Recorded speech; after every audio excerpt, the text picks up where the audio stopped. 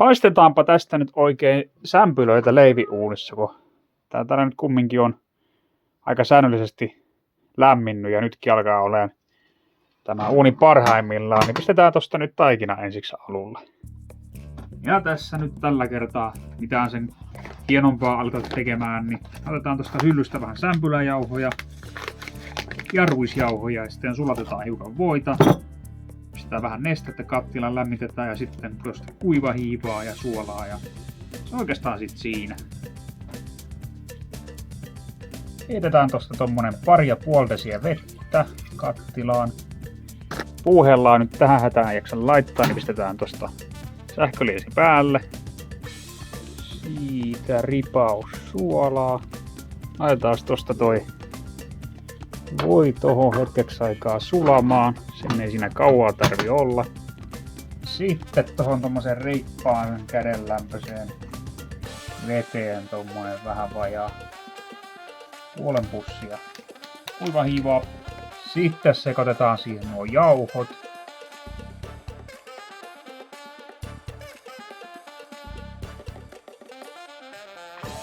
Tiedättekö mitä, heitetäänpä sinne vähän kaurahiutaleetkin.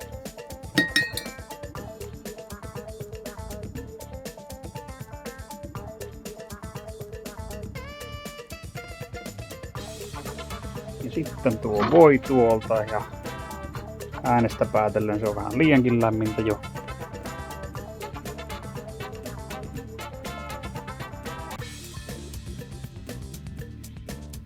No niin, ja sitten tämä loppu, niin voidaankin tehdä käsin tästä.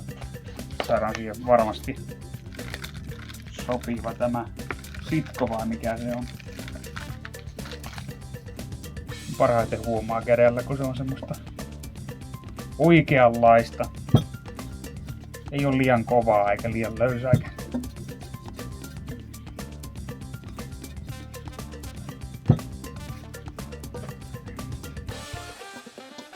Siinä alkaa ainakin meikäläisen mittapuulla olemaan sopivanmoista. Varmaan kamerakin tärisee, kun tämä pöytä tärisee.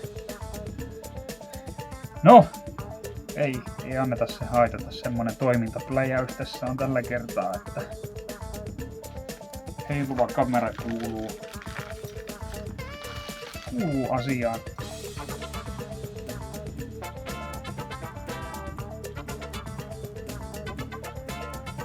No niin, tämä alkaa nyt olla aika hyvällä mallilla. Ehkä himpun verran liian kova siitä tuli, mutta ei se nyt. Ei huono vielä. Sen verran löysää kumminkin vielä, että ei se pilalla ole. Annetaan se nyt vähän aikaa kohota. Ja tuollahan on uunin päällä oikein hyvä paikka sitten sille. Heitetään siihen vielä liina päälle. Ja sitten kurkataan miltä näyttää. Aika hyvältä. Tuossa vähän esivalmisteluna putsasin tuota arinaa. Siellä on nyt vähän turhan paljon vielä tuota kytevää hiiltä, että voi olla turhankin lämmin. Mutta katsotaan kuinka käy. Heitetään sinne yksi sämpylä. Mulla on tässä nyt tämä kotitekoinen leipälauta, niin pistetään siihen hiukan korppujauhoja toimimaan laakerina, että se leipä lähtee siitä sitten, kun se siitä paiskataan tuonne uuniin. Mä nyt tuosta pyörittelin tuommoiset valmiiksi tuohon pellille, että kohotetaan niitä siinä. Ihan pieni tovi vielä ja sitten tosiaan nakataan ne tuohon leipälapioon ja sitten siitä uuniin. Sitten voitaisiin tuosta heittää ensimmäinen sämpylä.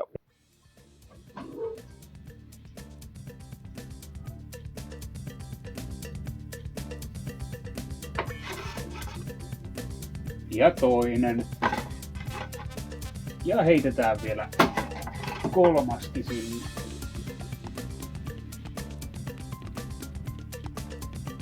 Sieltä. Katsotaan mitä tulee. Ja pieni väliaikatilanne. Kyllä siellä ainakin kohoo aika hyvin. Katsotaan, jos saataisiin tuosta vähän käännettyä niitä. Hyvältä näyttää.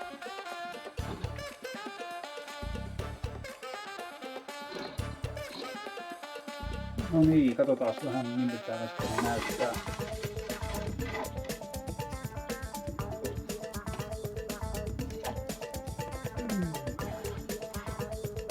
Ei ole kovin näppärä tämä homma, mutta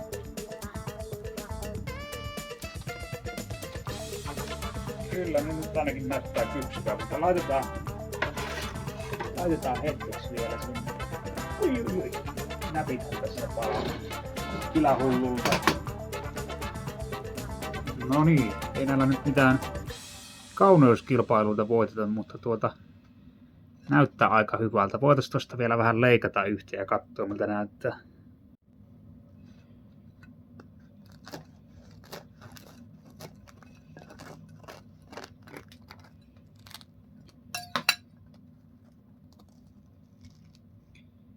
Aika hyvän näköistä.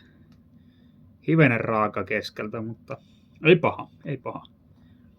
Ja varmaan tuossa kun jättää liina alle, niin vähän aikaa vielä kypsyy